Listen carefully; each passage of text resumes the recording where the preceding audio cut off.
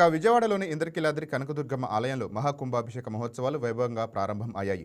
ఆలయ వైదిక కమిటీ ఆధ్వర్యంలో కంచి కామకోటి పీఠాధిపతులు, ఆలయ చైర్మన్, ఈవో పవిత్ర కలశాలతో, బిందెలతో ప్రత్యేక ఊరేగింపుగా బయలుదేరారు. మేళతాళాలు, మంగళ వాయిద్యాల నడుమ శ్రీ దుర్గామల్లేశ్వర స్వామివారి ఉత్సవమూర్తులను ఘనంగా ఊరేగిస్తూ భక్తి పారవశ్యంతో కార్యక్రమాలను కొనసాగుతున్నాయి.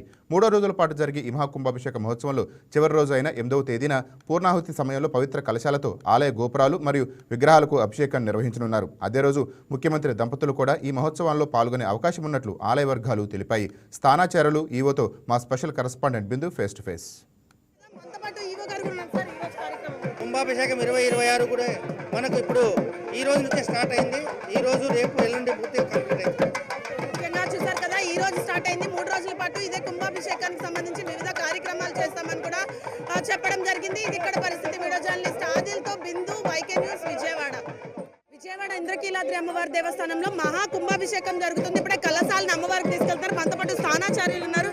ఎలా ఉంది గురుగారు కార్యక్రమం? ఏంటి అసలు? జయ దుర్గాజయ నమః. ఈ రోజు నుంచి 3 రోజుల పాటు త్రియాణిక దీక్షాపూర్వకంగా మహాకుంభాభిషేక కార్యక్రమం అత్యంత వైభవపేతంగా ప్రారంభం అవుతున్నది.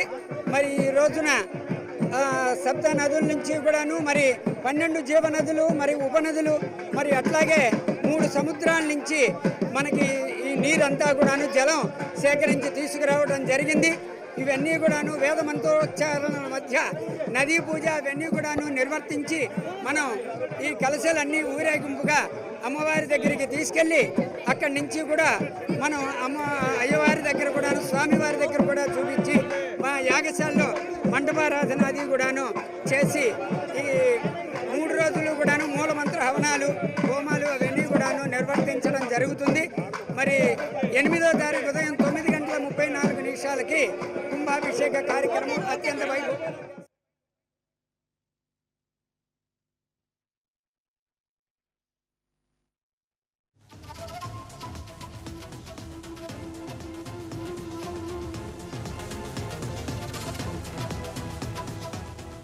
Please subscribe to YK TV Network. Please subscribe to YK TV. Please watch YK News.